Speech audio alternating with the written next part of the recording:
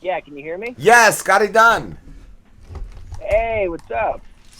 Just doing our show, man. How is it? How is it? You're in LA, correct? Well, I'll tell you something. I'm quarantined right now with the wife. Is it like full on? Like, because I saw San Diego is 24-hour curfew. I don't know. I'm just inside the house. Oh, I have no idea what's going Are on. you actually like diagnosed with it, or or is it like like because they're just suggesting it here. Like, I think at 8 o'clock curfew. Not self-diagnosed, probably. Scotty, I think we got a bad connection, dude. I host. So we're Yeah, dude, there? it's totally breaking up. Hello? Scotty, Yeah. Can you hear me? it was breaking up. It totally broke up through everything you said. Wow, that sucks. You know, that's awkward. But can you hear me now? Yes. Yeah, now it's cool. Okay, good, great. Good. Oh, you are a filmmaker, originally from Illinois, correct? Yes, that's correct. Yep. What brought you to LA? Well, there was this generic advice going around that you should go to LA if you want to make a career. To get some So gigs. I listened. Yeah, I listened to that, and I went, and I struggled, and I'm still struggling, but it's good because it led to some great experiences. I met my wife. I made a couple feature films. I was on a Disney show. I saw that. So I mean, it was worth it. You know, it was worth it. That's what that show was. You also you made your first movie before that, correct? When you got on the Disney show. It was like literally right after we stopped filming for the Okay. Disney show. Oh, okay, cool. Yeah, because that's what I was gonna say. One of my sons loves that. It was Kickin It, right? Yeah. It was about the worst karate dojo in the nation, and then it gets turned around. Yeah, exactly. Yep. What was the best thing you took away from that gig? Well, first of all, everyone was really cool. I learned about hitting your marks, about, I guess, a little bit about Disney in general, how they run things. It kind of helped me realize like what I wanted to do for my own movies. The thing is, I think it's great because I would, for a couple years after Kickin It, I would go to airports and I was at bus places and people would recognize me, little kids would, and their parents. Cool. Yeah. And that was actually really enriching, and I thought that was great, and I was just so impressed that anyone would care that I was in a show. These kids really like Kickin It. Like your son, I guess he likes it, right? That's great. Yeah, he binged it. I guess he started it after it was on, and he just watched it in like a couple days on Netflix. And he's like, "Daddy, you gotta check the show out." And we did. We caught a couple episodes together when he was up, either for the summer or one of the breaks. And yeah, it was a cool show. I'm like, this is awesome. That's great. That's always wonderful to hear. That's awesome. Tell him I said hi, by the way. I will, dude. I will totally. And what was? You said your first movie. What was that? Was that Schlep? Yeah. Schlep was my first feature film, and okay. I mean, I never went to college to learn how to do all this. It's all been kind of like on the go learning. Like a process. But Schlep was my first feature film. Yeah, it's about a guy who gets dumped by his girlfriend and he travels to the desert to make amends with her. It's a comedy about. It's basically a character-driven movie. It takes place over one weekend. A quirky situational comedy. It turned out pretty good for having, a lot of false starts to it. I saw it had a lot of some awards. It was nominated in First Glance, but I saw you also refer to it as a fail. I wanted to know why you felt that way. Actually, the final film is not a fail. It actually turned out really nicely. I'm very proud of how it turned out. But the version one of it, I went back to my hometown, Illinois, and I hired like family members and friends, and I didn't have a sound guy, and I was like, I hired a camera guy who did wedding videos. I wasn't prepared. I guess I wasn't respectful of what it takes to make an actual feature film. So I gathered up a group and did a second try at it in Tucson, Arizona. And I got some good crew members, but I as a director, I was terrible. I didn't rehearse with actors. I wasn't giving them enough notes. So we basically shot a whole movie that I got rid of, about 90% of. And then I got my balls together, and we went out to Joshua Tree and actually made the film that's on Amazon right now. And that turned out pretty good because of what we learned, which is get good crew members, rehearse with your cast, make sure you know what you're doing on the day. Don't hire your cousin. So you really Don't hire your friends. Yeah. You really pulled one of the. You woke up one day and were like, "I'm gonna make a movie," and just went out and started doing stuff. You did a Robin Slim production. Yeah. I was so blind, guys. I was just like, yeah, I'm gonna make a movie. I mean, here's the thing. I used to make movies when I was a young kid, and it was so nonchalant. You just got a camera and made each other laugh, right? Yeah. And I kind of thought, oh, that's how you make movies. Well, I obviously learned a big lesson here, but I look back on that very fondly. That's what I was going to ask. I did see that you made movies as a kid. I was going to ask if it is the same picture you had in your head as a kid as an adult. I figured not at this point. For Mandao? Yeah, but just compared, making movies as a kid, is it totally a different thing than you thought it was? Oh yeah, absolutely. I mean, when I first started out, I thought I was going to be like, I guess I wanted to be like Tom Cruise. I wanted to be like this action star in Mission Impossible and stuff like that. And I realized, you have to first of all find what your personality is. Like, who are you as a filmmaker? And also, you have to realize that no one's going to give you permission but yourself. Something else I never realized. I didn't think I'm 32, guys. I'm 32 this year, and I guess I thought I was going to have bigger budgets, but I'm working with very small budgets. And I did see that. It's actually really good. It's actually good for a filmmaker who's beginning to make movies. It's there's a limitation to what we can do, but I actually learn a lot in those limitations. Does that make sense? Yes, and that makes me think. I always remember hearing the story back in the day of Tarantino when he made Reservoir Dogs, and he did the scene where the cop got his ear cut off, and he made the deal with the company. He said, "Look, I have this other movie planned, which was Pulp Fiction." He said, "I have this. If you do this special effect for free, I will hire you for all the special effects in Pulp Fiction." And that's how he got that scene to look so good. Oh, it's awesome. So yeah, that's awesome. That's all. It pushes you. It pushes you to show. I feel like how much you can get done with the least amount. That's a good thing. Yeah, absolutely. That's a great point. I think that this is great training. Now, I'm not exactly looking at this like training. I look at every movie like, oh, I'm going to try my best to make a good movie. But imagine if we can make movies on $13,000. What could you do with much more? And I'm glad to be, trudging through the trenches of working with like so little money to make sci-fi. I'm making a sci-fi supernatural movie here. I saw that. I saw you're making a sequel to Mandao of the Dead, correct? Which is like a comedy sci-fi movie, correct? Correct. We just actually wrapped on March 9th for our film. So Mandao 2 is in the can. Actually, a funny story about that is that the SAG, SAG is the union for actors. They were shutting down all productions. About 3 days after we wrapped on our Mandao 2, everything was getting shut down. So we just narrowly missed that. Wow, that's cool. Because we were talking before the show, and we've talked at the beginning of the show. Our buddy Steve Coulter just put out a movie, The Hunt, and it's done so bad. Yeah. It's done really bad because of the virus. No one's been able to go to theaters.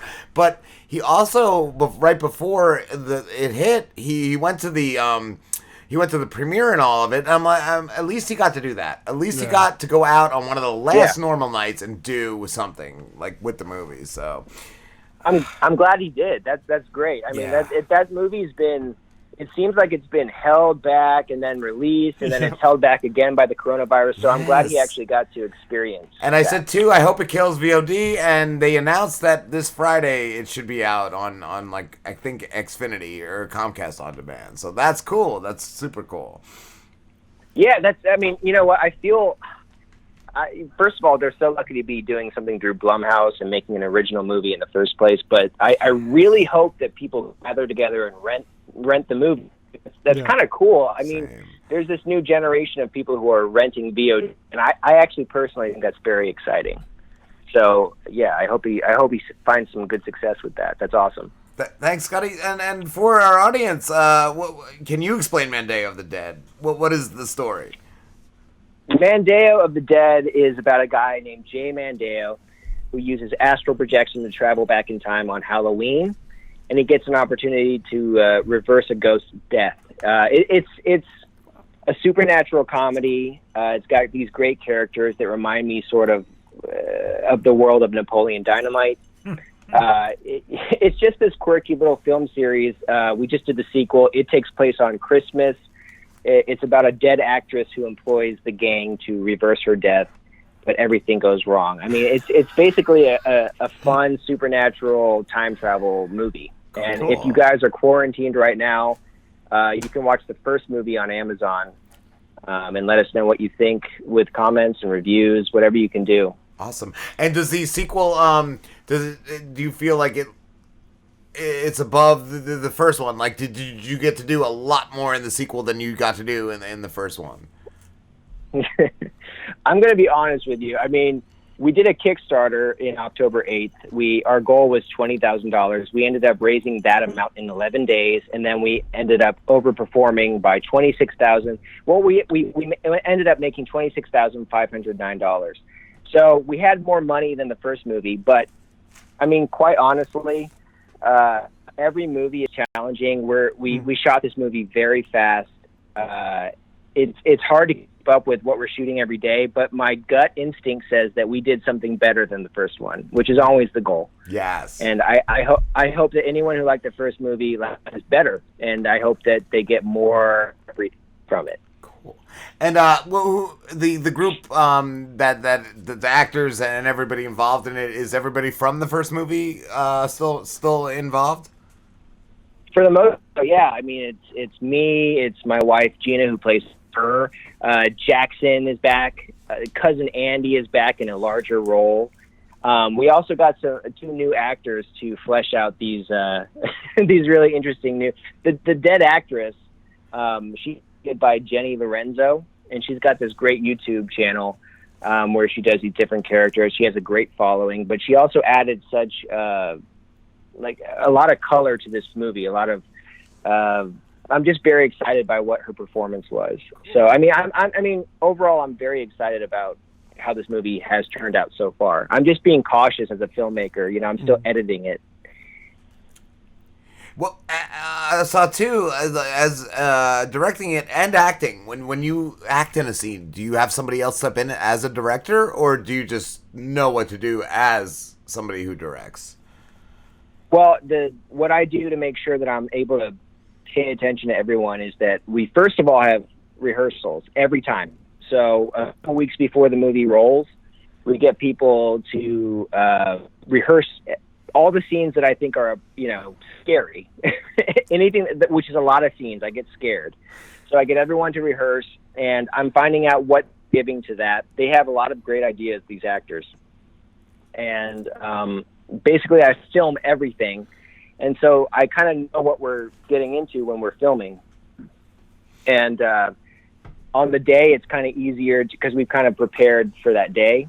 Once we're there, I'm able to be in the scene with them because we've all kind of worked it out before that. Okay, cool. And what scares you the most in filming?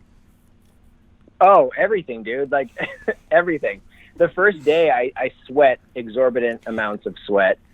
My sound guy's like, dude, why are you sweating so much? Like, I can't stick these lobs to your chest. I'm like, dude, I'm sorry. Everything scares me, guys, but like, it's kind of a fun battle, you know. Like Yeah. there are worse things in this world than making your vision come true. So I mean, everything scares me, but it's fun. I had an acting teacher in high school that said if you aren't sweating profusely, something's wrong. Something's wrong. If you're not nervous, like extremely nervous, like yeah. Oh, that's great. That's great. Good advice. I'm curious if acting in your film and then editing the scenes that you're in, is it very hard to edit yourself? Not really. Okay. Not really. I mean, I kind of treat myself just like everyone else. It's not like I don't see myself and try and make myself look good. I just am like everyone else. I hope that we got what we needed in rehearsal and that we got everything on the day. And I just choose the best takes that I can for every single person. Yeah, I mean, it's kind of a strange thing making movies with friends, right? So I wanted to be in the movies because it's just fun. It's an experience. I enjoy it. And in this regard, the best thing I can do for my actors is trust them. Like, I hire people that are really good, like really good. I'm a fan of every actor that's involved in our movies, so I know that on the day they're going to do a great job, and it's fun watching them as the character of Jay Mandao as we're making a scene. It's a high that I can't quite explain, but I basically all I do is hire people that I can really trust. Cool. And then at the end of the day, we're all doing our best work. So, I mean, I'm just really lucky. That's awesome. And when will it be out by? Oh my gosh. I just started editing a few days ago, and it's perfect because this coronavirus is like, my wife and I went shopping. We got some toilet paper. We got some ramen. We are ready for this stuff. But I think in a few months, it should be looking like an actual movie. Cool. Instead of, whatever crazy scientist thing it looks like right now. Are you tempted though, Scotty? Like, I was telling the guys before the show, like, I bought all this food and I'm just tempted to just eat it all. Like last night, I'm like, I want to eat all this, like, right now. Like, yes, dude. Every single day is a struggle. I mean, today I failed already. I mean, I had a ramen noodle. I didn't need to have it, but it tastes so good. I'm thinking, like, in my head, I could be rationing, but then I'm like, that's a bag of Slim Jims right there. Like, those are good. I bought a whole case of like bag ramen, and I've already eaten like 4 of them. Like, I'm just saying this. I got 2 boxes of Twinkies. Yes. Like, those are Twinkies. Like, those are good. And then just in general, like, I can wake up in the middle of the night on any given night and eat half a box of cookies or whatever. Like, yeah. I do that, so it's hard. It's hard for me. It's really hard because it's like a candy store, really. Yeah. You look at like the pantry and see like all these fun things. You want to eat it. I get that, Yeah. I was told we talked to a guy years ago, and he just said, "Don't buy anything to store that you wouldn't like on a daily basis." I feel like that's the problem, though. Buy shit you don't like, and then you'll be forced. I hate sardines, but you gotta eat one, or you're gonna die. Totally get that, yeah. Oh, but yeah, like, as far as like Hollywood goes, like being down, is everything like indefinite at this point? I mean, the fact is, I just feel very fortunate. We're making, it's kind of a blip on Hollywood's radar, but the fact that we got to make our movie and SAG didn't shut us down, it feels great. Cool. But I feel it's kind of a strange thing seeing all these celebrities being infected with this thing, and then South by Southwest pushing back or canceling its whole thing this year. I mean, it's kind of crazy. Are you guys freaked out? I did. What was it until like about 2 nights ago? Yeah. Then I really did. I got freaked out. Now they're saying it could be airborne with certain circumstances. Just Disney closing, and like even like my parents' church. Like, I don't personally go to church, but something they enjoy. Just that's depressing. Like, no sports, like stuff people enjoy being taken away. That's sad. Yeah, I'm more freaked out of like what the world is going to become than actually getting the virus. Yeah. Yeah. Oh yeah, There's gonna yeah. be That makes sense. I mean, it's kind of like, where is this all going? Yeah. There's definitely going to be some lowlives taking advantage That of and this. yeah, my dad said he even saw on one of the news channels like people just going to buy rifles because they don't know what to expect down the road when shit starts really hitting the fan. Oh, I know. It's scary. Scary. Yeah, I don't know. I felt like we're on the verge of Mad Max. We're gonna be crazy in a few cray in a few months. I don't know. We're gonna have some great action sequences, but it's gonna be scary. Yeah, I'll tell you. Yeah, it's all gonna be too real and too scary. How many movies after this are going to be made about coronavirus? That's what I'm saying. Yeah, like. Or just TV show episodes that deal with coronavirus. I was thinking of like horror books, like the virus made me do it, or Corona she wrote, Corona she coughed. That's what my friend Isaac Thorne tweeted. Corona she coughed. It's gonna be. First of all, they're gonna do a lot, but you know what? I bet it would be weird to see how many movies and books have kind of talked about a virus similar to this. Dude, did you see Already. that? Did you see the Dean Koontz thing from his book 40 years ago, where it was like basically like in 2020 a respiratory disease is gonna hit and it's gonna go away, but it's gonna come back a few years later. He basically like nailed whatever this is, like dead on 40 years ago. Yeah, and Yeah. the Stand by Stephen King. Yeah, is The basically, Stand, and they're redoing that too. Are they? Yeah, Yeah. that's basically what this is like. Okay, that one's gonna have some coronavirus overtones to it. You Yeah. know it. Yeah. Oh, the redo definitely. Coronavirus Yeah. is going to change media as we know. It's like Yeah. Star Wars. Yes. Stories were never the same after Jesus coronavirus. Christ. Han shot first? Did he? We don't know. We don't know if Han shot first. We have no idea. It's It's hard to keep track of now. I don't know. pre-corona or after. We don't know. We don't know. What if we really already had corona? Like what if we already had this and we're gone and this is just like the afterlife? I don't know. Oh, whoa. We're in That a was loop. Crazy. Yeah. That's crazy. Yeah. I actually thought about that. I thought about something similar to that, which is, I got sick maybe during the Kickstarter campaign for Mandao Returns. Yeah. I actually got kind of like sneezy and I had some upper respiratory issues. It eventually went away, but it took a while. And it feels like, could that be like the first wave of coronavirus? It goes away and then it comes back stronger. We were it's just kinda talking about that at freaky. work. Like a bunch of us over the holidays had like really bad coughs and all. And one of my friends went to a doctor and they there was nothing. They said that we don't know what you have. It's not it's not the flu. We don't know what it is. So yeah, who knows? Maybe we've already had some sort of a shot of it. That is weird. That is so weird. Yeah. I don't know. And even what was it last week after last week's show? I got home and my ear was like, whoa. You know when your ear gets all like funny and all that, and my stomach hurt. Like so, yeah. For a few days, I'm like, do I have it? I started like internally freaking out. I had a bloody nose randomly the other day, and I never get a bloody nose. And I was in a public place, and my nose started bleeding, and my hands, because I was trying to cover it, Like my hands were just covered in blood, and I'm like trying to hide from people because I don't want them to think I have like the zombie Should disease we kill or him anything. now, like, Scotty? Should we kill him? Kill him now. I said Hey, terrifying. Nick, a serious question is are you guys feeling okay? Yeah, I feel fine. Like, I had a little bit of a runny nose, like, yesterday, but it was very light, and it's gone now after a couple drinks. And, the drinks cure you. That's it. That's alcohol on the inside. And yeah, just like a scratchy throat that just seems to be, like, coming and going once in a while, but that's it. Yeah, no, like but dry. for the most part, yeah, I've been okay. For the most part, I've been okay. Good. Well, hey, look. Even if you get it, I think it's going to pass. I do. I agree. And I guess I hear that heat really helps it. So I'm taking some baths. I'm drinking some hot water.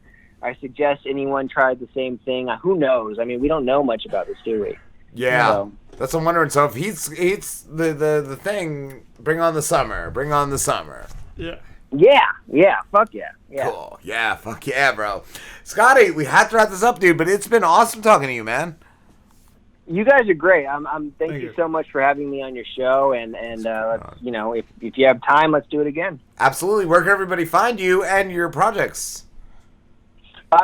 My YouTube, just look up Scott Dunn Filmmaker on YouTube. I talk about some of the making of the movie and merchandise. On Twitter, I'm Scotty Dunnit, ScottyDunnit. On Instagram, which I'm still getting used to, it's Scotty Dunn Did It, because I had to change that for some reason. Scotty. I love it. Scotty Dunn Did It. D-I-D-I-T. Thank you. And for following the Mandao movies on Twitter and Instagram, it's at Mandao Movie. So go ahead and follow those and check us out on Amazon and iTunes. And during this coronavirus time, check out our movie. It's worth a watch, definitely. Awesome. And I also want to say, it's not the body guy. There's a guy who does like body work on cars in like Virginia or something. It's not that Scotty Dunn. Like, don't. Even though he's got a high rating. He's got good reviews. He doesn't have movies. He's not the same Scotty Dunn. He's good for branding. He does good car work. That's great. If not, watch my movies, okay? He did good car work. He makes good movies. Go to all the Scotty Dunns. All the Scotty Dunns. Nice. Thank you, Scotty. Thank you so much, guys. Have a good one, dude. Stay safe. You too. Bye. Later.